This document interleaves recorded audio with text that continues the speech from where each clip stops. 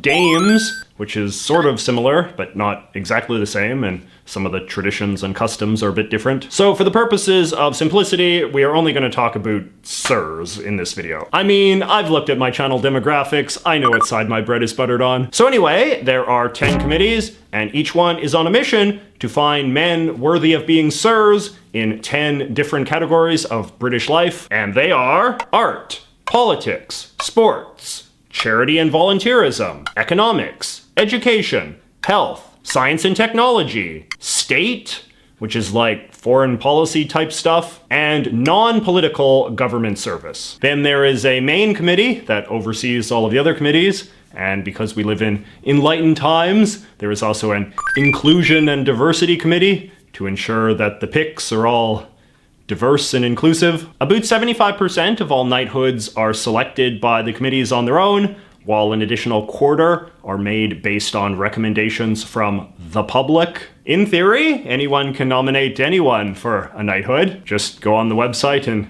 download the PDF. Now, who sits on all of these committees, you surely ask? Well, they tend to be comprised of purported experts in the field at hand, so there are a lot of doctors on the health committee and that sort of thing. And all of the chairmen of the committees are either knights or dames themselves, so presumably they have some useful insight into standards. The committees usually name 50 to 60 new sirs a year, with the names being revealed on one of two dates. The first being New Year's Day, January 1st, and the second being about halfway through the year, on the second Saturday in June, which is the day that the Brits recognize as Queen Elizabeth's official birthday, which is different than the date of her actual birth for some reason. Now, most knighthoods are given out on one of those 2 days, but there are two notable exceptions. British prime ministers are allowed to appoint a few knights at their own discretion when they retire, in what are known as the resignations honors. And old Queenie is allowed to appoint a few knights at her own discretion as well, usually members of her own family. She made Prince Harry a knight in 2015, for example. Sir Prince Harry,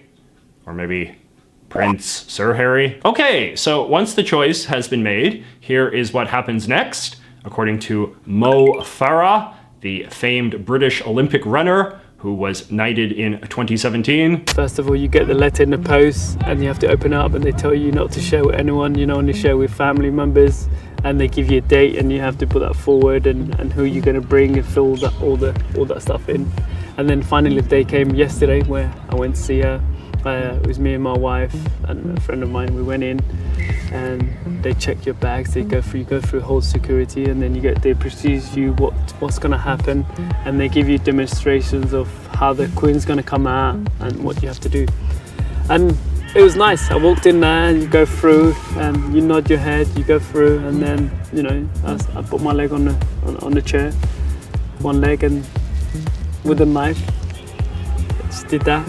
And then she gives you a medal, and then she had a decent conversation with me. Now, because the Brits are obsessed with making elaborate, complicated hierarchies for everything, there are something like 6 different flavors of knight. The most elite being Knights of the Garter, or Knights of the Bath. And then these are further subdivided into tiers like Knights of the Grand Cross, or Knights Commanders, or lowly old Knights Bachelor, which is what Ringo Starr is. There are different quotas for each different type of knight, and depending on what type of knight you are, you get to put different letters after your name on your official knight business card, and you get a different medal during your knighthood ceremony. Some types of knights even get official robes, as seen here with Sir John Major, the former British Prime Minister, who is a Knight of the Order of the Garter. But what matters most is that all types of knights are sirs. It actually gets even more confusing because the Brits have all of these other official honors with equally grand titles that the government gives to famous people as well,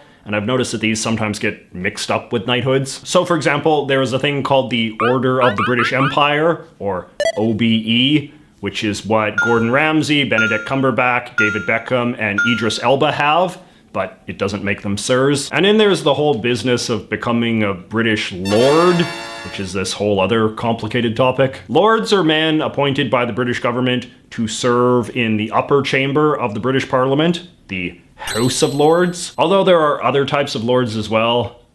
Just watch Jay Foreman's video about it. Okay, so what does being a sir actually mean? Well, the biggest thing is that it means you will be called Sir so-and-so forever. The Brits actually consider sir to be part of your legal name after you've been knighted, and you're able to use it on your passport and driver's license and all the rest. The proper way that you are supposed to address someone who has been knighted is Sir first name, so like Sir Anthony or Sir David or whatever, not Sir Hopkins or Sir Attenborough. But this is where things get interesting for me as a journalist. Obviously, a lot of famous people have been knighted, and famous people are often talked about in the newspapers and TV. So I was curious, how are knighted people referred to in the British news media? The answer is, it varies. On the BBC, the leading news outlet in Britain, they always refer to knighted people as Sir whatever. So for example, when famed James Bond actor Sir Roger Moore died,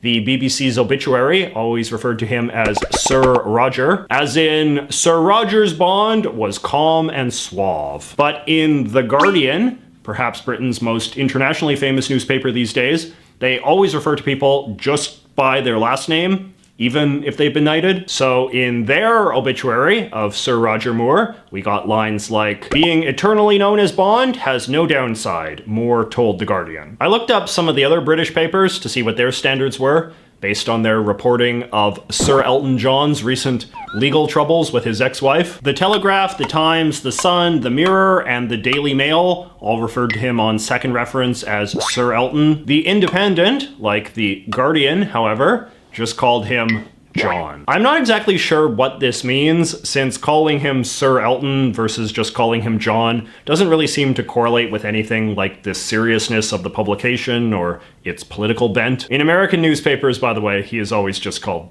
John. The foreign press in general doesn't really recognize British knighthoods as being a legitimate part of somebody's name, which is a good segue into our next topic, the politics of sirs. So the longest running controversy about knighthoods is just this allegation that they don't often go to the most deserving people. Indeed, the whole elaborate nature of the modern knighthood appointment process, with all of the committees and all the rest, has arisen specifically to bring greater accountability and transparency to a tradition that has often faced accusations of corruption and political bias. The most famous example of this occurred in the early 20th century under the prime ministership of David Lloyd George. Lloyd George, it was revealed, had used knighthoods as a way to fundraise for his political party. Just donate £400,000 or more, and the prime minister will see that you get made a sir. Between 1916 and 1922, David Lloyd George was accused of having sold over 1,500 knighthoods this way. Outrage over this is actually one of the reasons why good old Canada became the first nation of the British Empire to opt out of the knighthood system in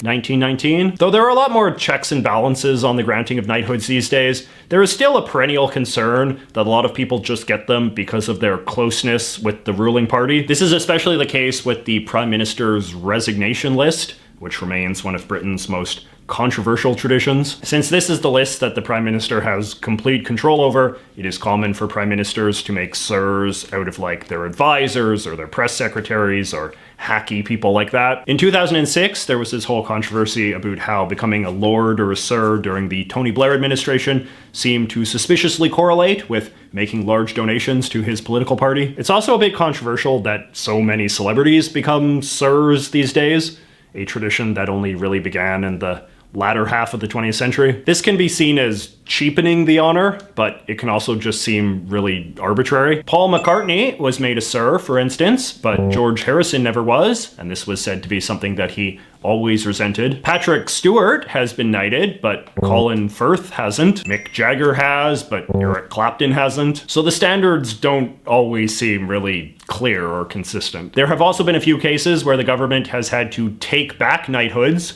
from men who have been disgraced by scandal. Most recently, some bankers involved in the 2008 financial crisis. But it honestly hasn't happened as much as I expected, given how many knighthoods are handed out these days. Perhaps more damaging to the prestige, however, is the famous people who have refused to be knighted, usually because they either don't respect the tradition or they don't like the British government of the day. David Bowie, Stephen Hawking, and Cerberus Snake